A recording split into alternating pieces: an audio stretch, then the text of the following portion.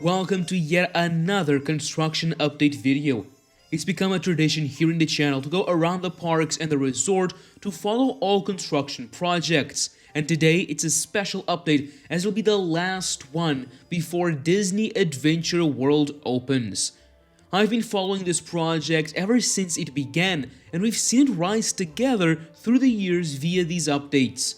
Today we'll start at the Disneyland Park with a continuation of a few smaller projects, exit the park and move to Disney Village as its major overhaul continues to take place, and end the video in Walt Disney Studios Park as the biggest expansion in the history of the Parisian resort is very close.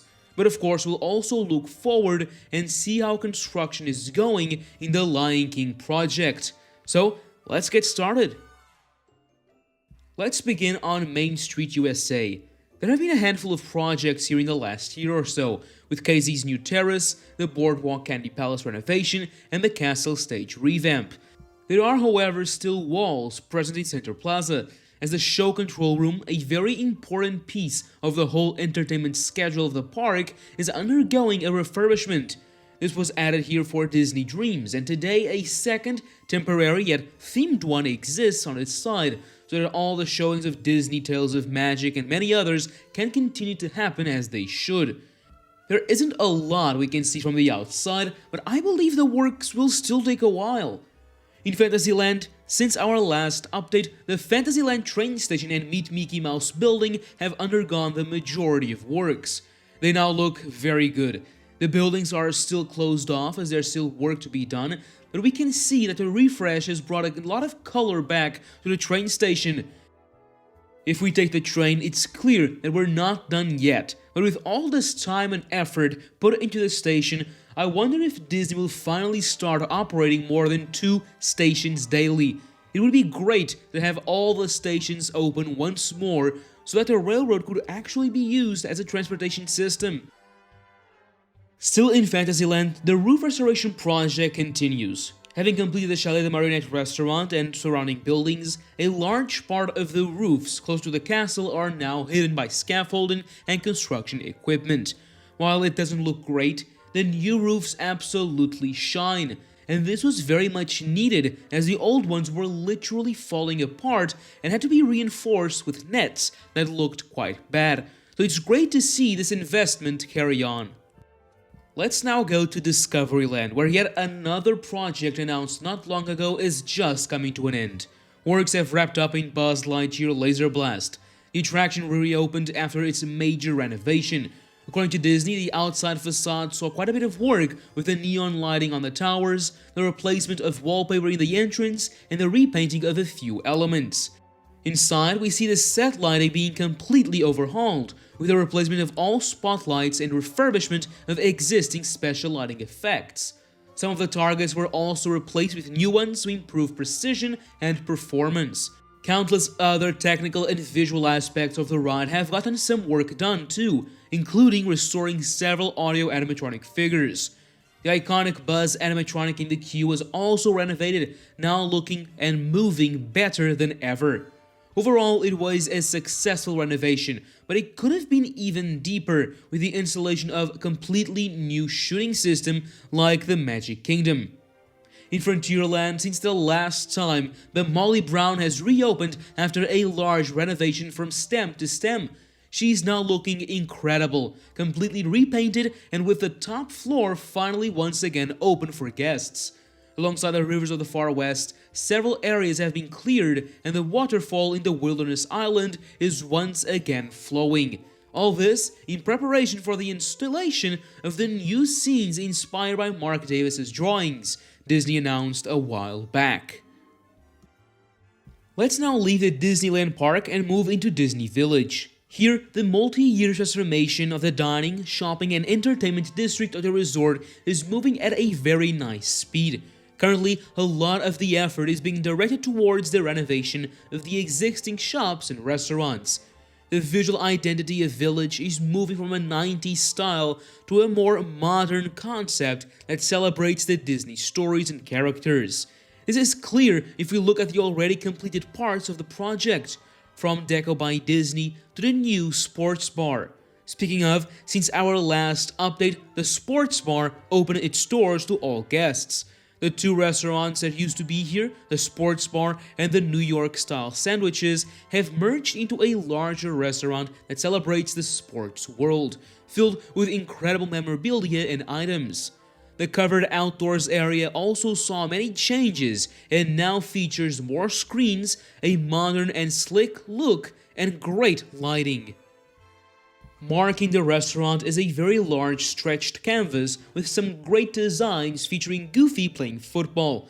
I find it unfortunate that this isn't a metal marquee, which would absolutely look a lot better and more permanent, which makes me wonder if this isn't a temporary version. We've seen temporary installations inside the shops as Disney wants them to open as fast as possible, so could it be that a better looking marquee will replace this in the future? We shall see. When it comes to the menu and food, they are very nice.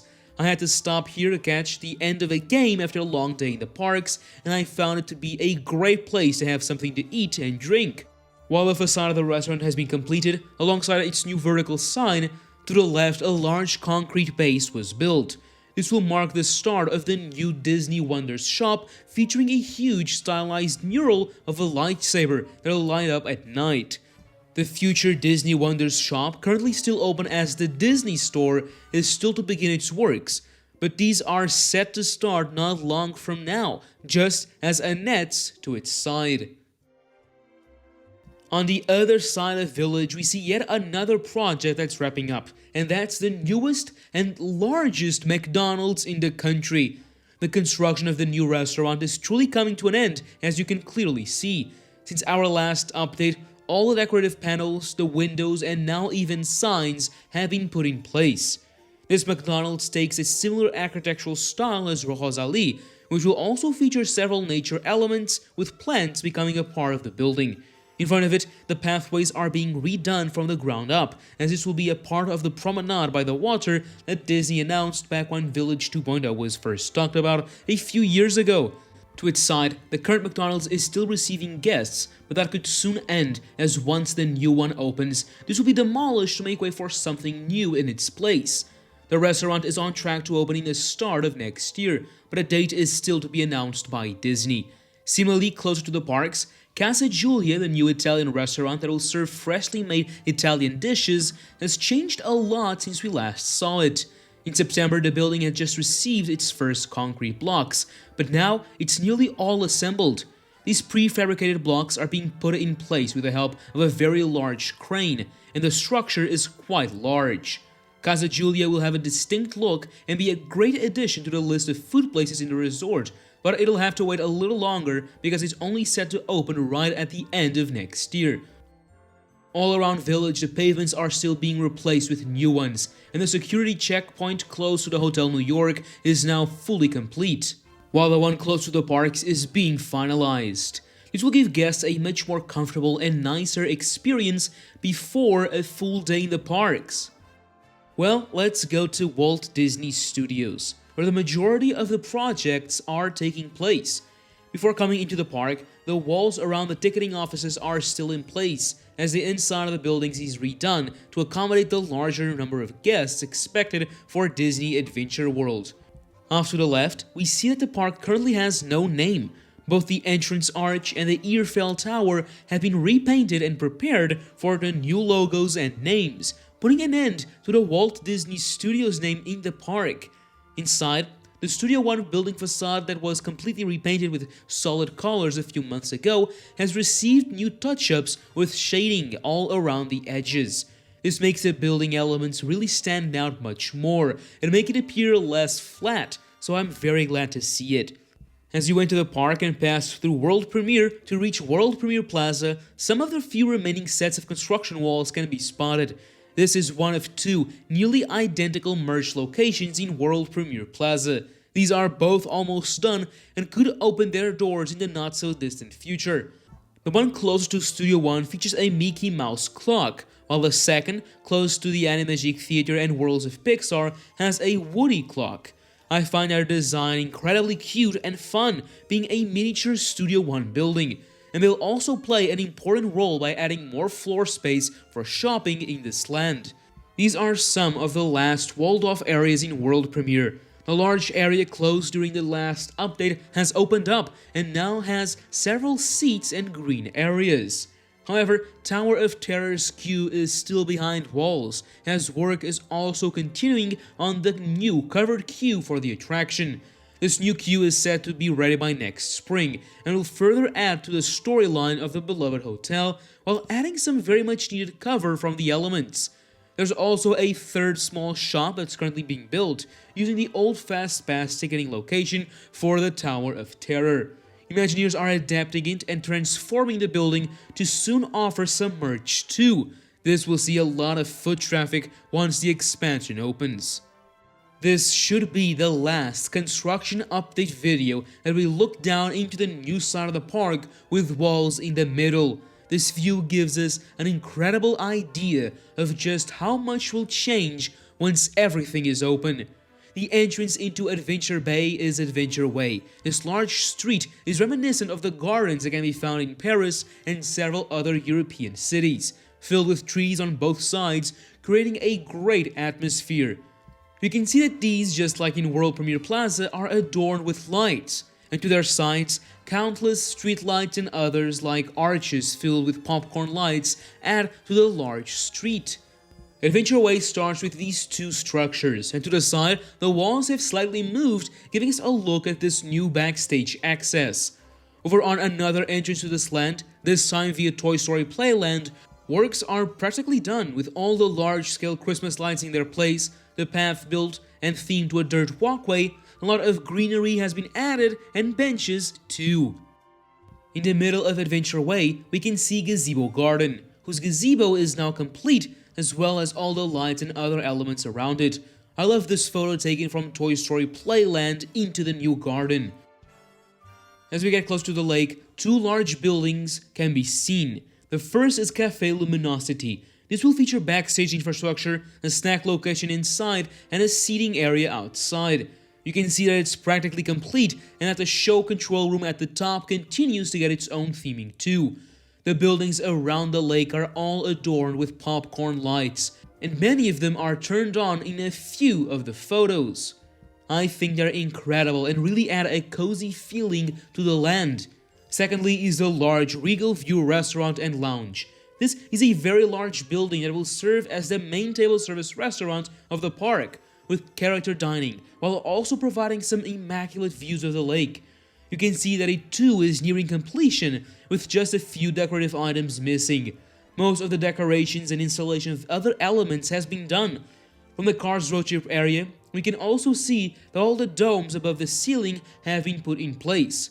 Close by is the toilet block that has also been completely themed, and I think looks incredible, just like the rest of the buildings around the lake, such as one of the two canopies, the Terrasse Panoramique food location, and the several kiosks to its side, all the way to the rotating bridge with the several themed turrets that look truly great. Once again, note the popcorn lights everywhere here, kind of mimicking Main Street USA, but with a completely different architectural style. It looks very inviting. In front of the Regal View restaurant is the Réponse Tangled Spin attraction. The building housing what is the first new ride of the expansion is filled with different details and theming, once again being practically done. The Tangled Gardens look very pretty, and the gazebo that was nowhere to be found is now being installed. On the other side of the street is a location for the ride themed around Pixar's Up. We can see that earthworks have been taking place on the attraction's base, with reinforced concrete columns slowly bringing the project to a vertical phase. You can also clearly see the start of the outline for the ride itself on the ground. I wonder if Disney wants to get the heavy work done before the opening of the expansion to the public, so that there's less sound and visual intrusions. Either way, this ride won't be joining the lineup next year, as it's expected to open in 2027. From the road trip area, we can catch a glimpse of the Lion King testing location. Imagineers are actively testing the boats here and making sure to check all kinds of things, including the splashiness of the ride, which will be minimized due to the cold day's Paris seas. The majority of the project is, as you've seen by now, either complete or nearing completion. Same goes for the world of Frozen, which is looking absolutely incredible. You can see all the trees already in place, just like the tall, themed street lamps too. All the buildings are fully complete, the signs are in place, and the land is ready to welcome guests. We obviously can't see if Frozen Ever After is done and ready for guests too, but if it's not, there are still a few months left to fine-tune everything. On the top of North Mountain, Elsa's Ice Castle overlooks the entire park from edge to edge, giving us some great photo opportunities all around Walt Disney Studios. With all the projects around the park coming to an end, focus is slowly shifting towards The Lion King, and since September, there's been a few interesting developments.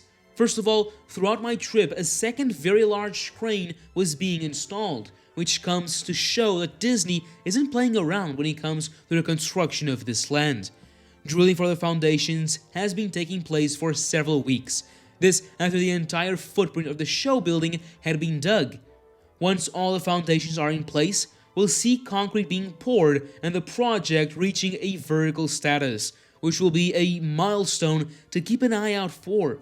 The site is seeing a lot of work, and it's incredible to see a brand new project just start, a few years after seeing the same thing happen with World of Frozen and the Adventure World. This is the longest running series in the channel, and I love to go around the parks gathering footage to share with you guys.